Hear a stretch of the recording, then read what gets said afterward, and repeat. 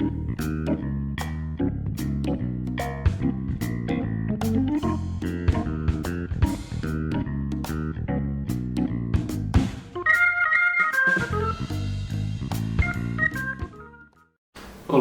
paz e bem. Bem-vindo você que vem chegando nesse final de tarde para mais uma vez nos achegarmos ao Evangelho de Jesus e buscarmos na sua palavra as luzes para a travessia escura da vida e as forças no momento em que a fragilidade da nossa vida tem falado tão alto. Já quase finalizando essa nossa travessia quaresmal, esse ano muito mais rápido que o ano passado, né, Freire? Que coisa surpreendentemente rápido. Chegamos ao 5º domingo da quaresma do ano B. E como nós já começamos lá no 3º domingo, neste 5º domingo nós continuamos essa incursão pelo Evangelho de João. E lá nós líamos os textos iniciais do Evangelho, os capítulos 2 e 3. 2, Jesus no templo, dizendo que o santuário verdadeiro é o seu corpo. 3, Jesus com Nicodemos, dizendo sobre a necessidade de nascer de novo. Hoje nós saltamos para o final do livro dos sinais. O Evangelho de João está organizado em 2 grandes partes. O livro dos sinais, em que por 7 vezes, em 7 sinais, Jesus se revela como sendo o Filho de Deus que vem ao mundo, que vem da parte de Deus, que vem de Deus e para Deus retorna. E ele demonstra com os sinais, com esses sinais da presença, da bondade de Deus, ele revela quem ele é e revela quem é o Pai. Depois isso vai até o capítulo 12, inclusive. No capítulo 13 está aquela abertura solene que nós ouvimos sempre na Quinta-feira Santa. Era antes da festa da Páscoa e Jesus, sabendo que tinha chegado a hora que tinha recebido tudo das mãos do Pai e que para o Pai retornava, ele quis celebrar a ceia com seus discípulos, se pôs à mesa com eles, etc. Antes dessa abertura solene, então, termina o livro dos sinais, no capítulo 12, e no 13, com essa abertura, começa o livro da glória, assim chamado, em que tudo que Jesus dizia que ainda não era a hora, nesse livro, agora é a hora. Quando ele dizia que verão a minha glória, verão a glória do Pai, agora estará estampada essa glória, estampada no alto da cruz. Então, o livro dos sinais até o 12, o livro da glória do 13 até o final. Nós estamos exatamente no capítulo 12, isso mesmo, já finalizando o livro dos sinais. Então já é um texto conclusivo do livro dos sinais e que nos encaminha para o livro da glória. O texto então, João 12, 20 a 33. E o texto diz assim: Naquele tempo, tiramos isso, havia alguns gregos entre os que tinham subido a Jerusalém para adorar durante a festa. Nós estamos já aproximando-se a Páscoa.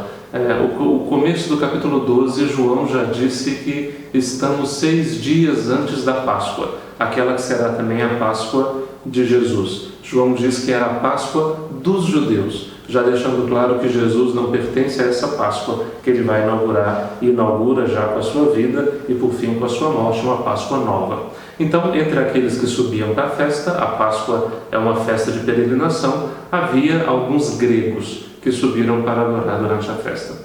Aproximaram-se de Filipe, que era de Betsaida da Galileia, e disseram: Senhor, gostaríamos de ver Jesus.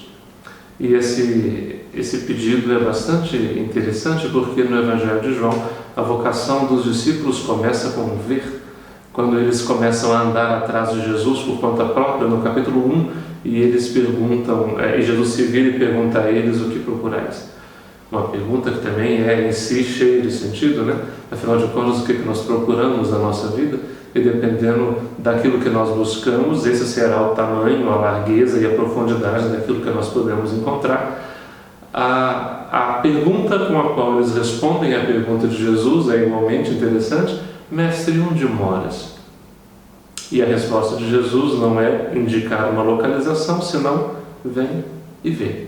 Venham e vejam. Então, o verbo ver em vários lugares do Evangelho terá esse sentido de encontrar-se com Ele, de estabelecer com Ele uma relação, de permanecer com Ele e de, vendo os sinais, crer em quem Ele é. Afinal, se João escolheu a palavra sinal para falar da manifestação de Jesus. Não é à toa que o verbo para o sinal é ver.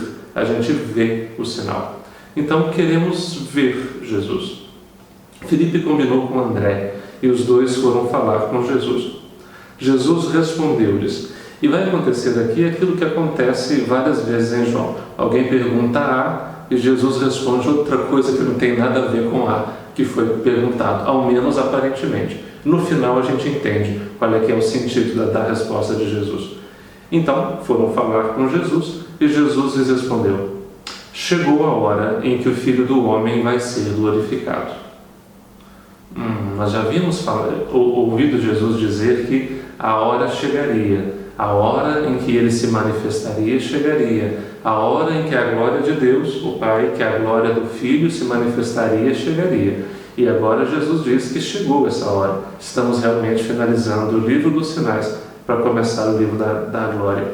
Chegou a hora em que o Filho do Homem vai ser glorificado.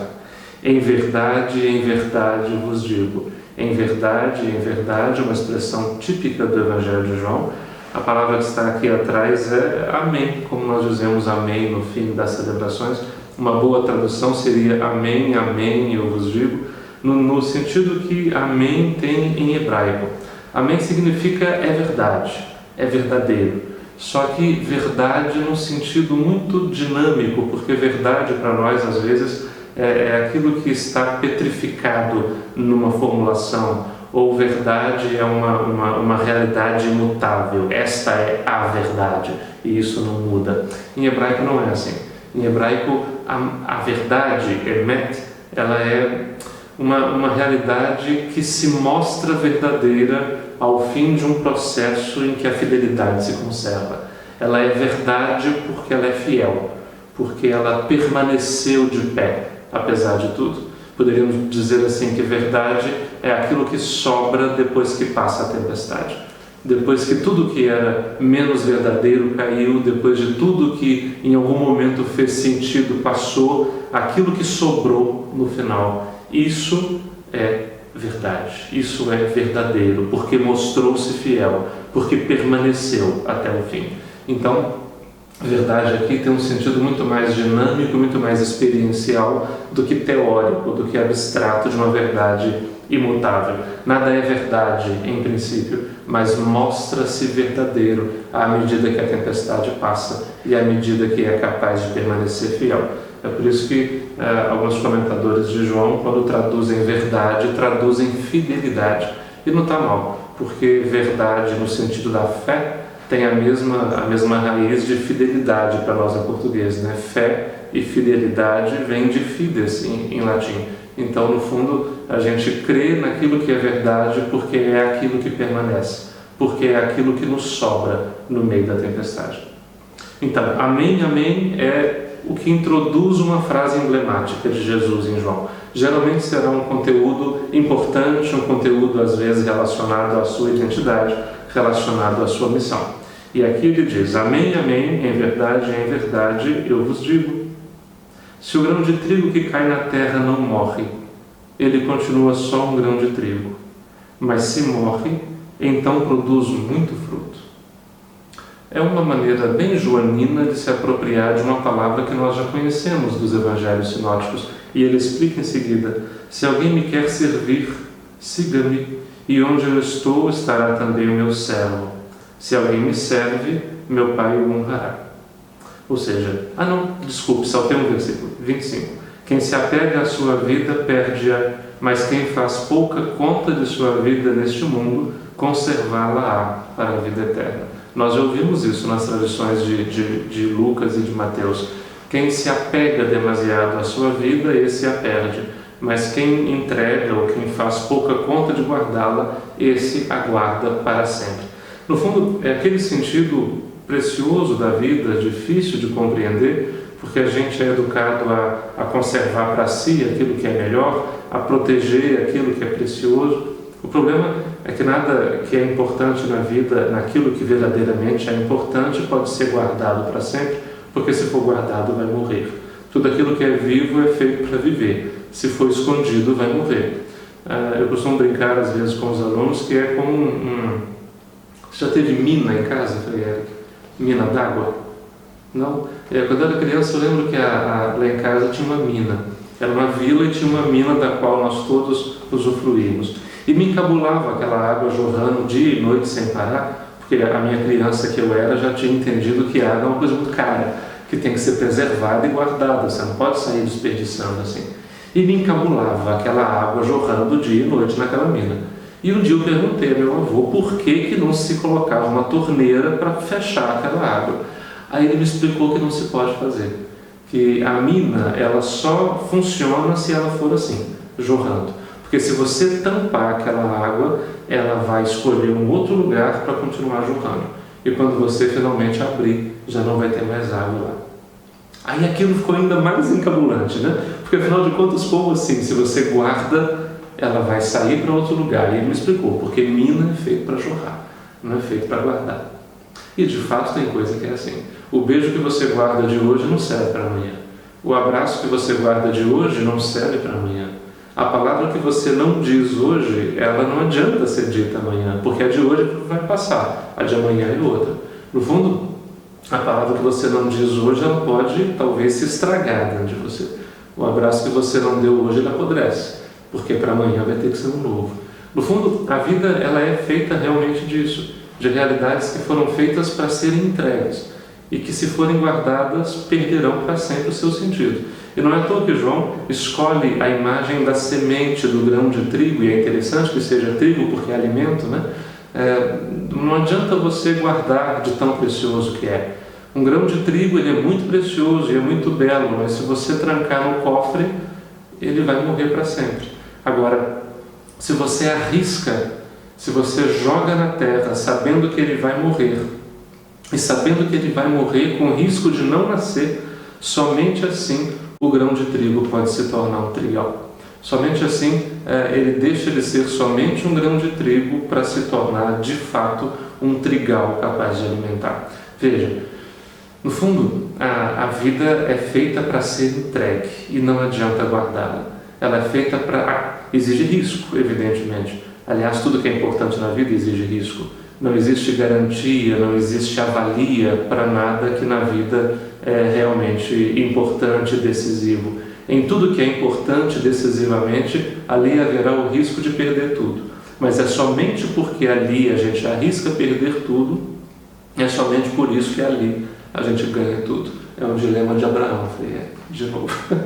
No fundo, João escolhe essa imagem do grão de trigo exatamente para dizer dessa realidade que já vinha dos sinóticos, mas para João é a melhor maneira de compreender o mistério da morte de Jesus.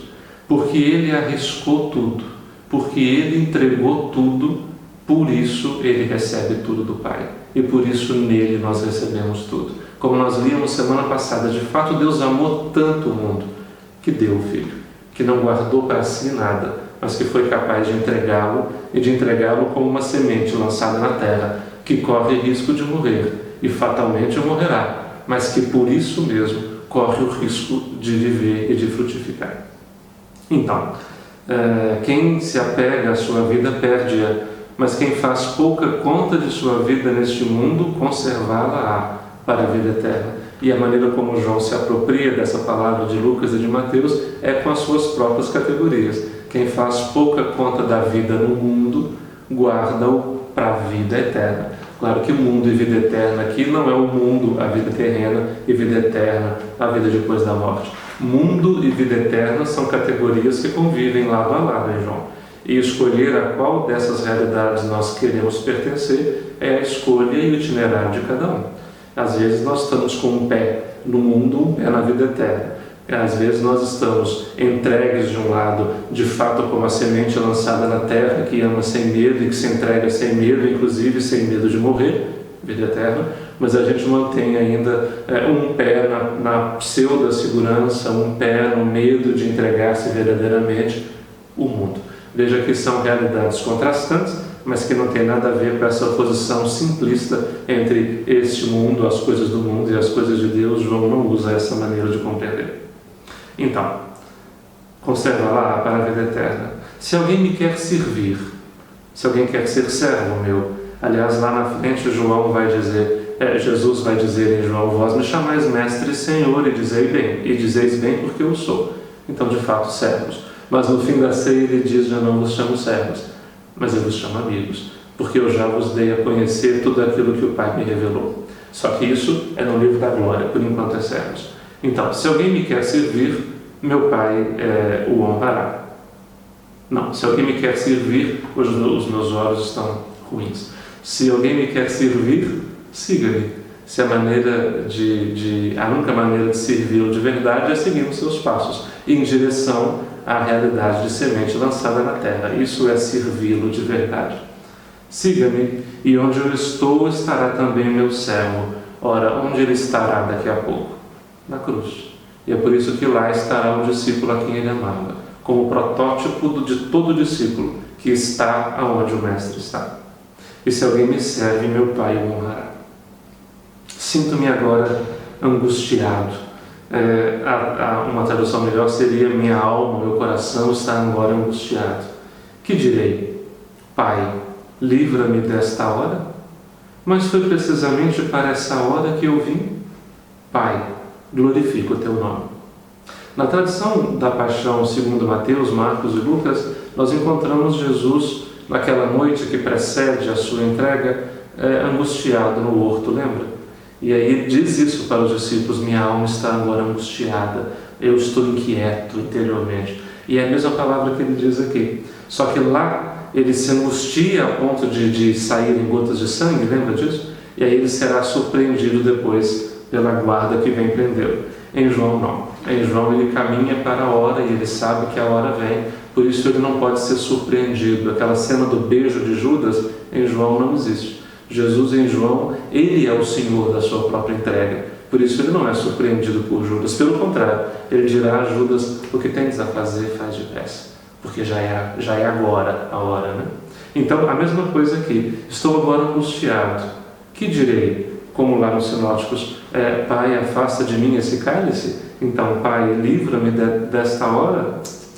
Em João não, João discorda. Por isso que Jesus diz em João: foi precisamente para essa hora que eu vim, então o que eu posso pedir é outra coisa: Pai, glorifica o teu nome.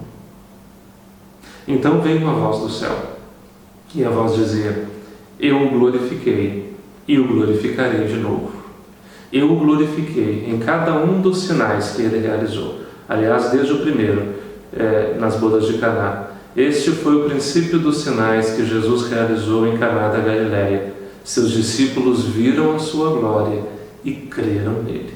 Então, eu o glorifiquei, o Pai diz, em cada um de seus sinais, e eu o glorificarei de novo, no derradeiro sinal, agora explícito, da sua cruz. A multidão que estava aí e ouviu, dizia que tinha sido um trovão. É sempre assim.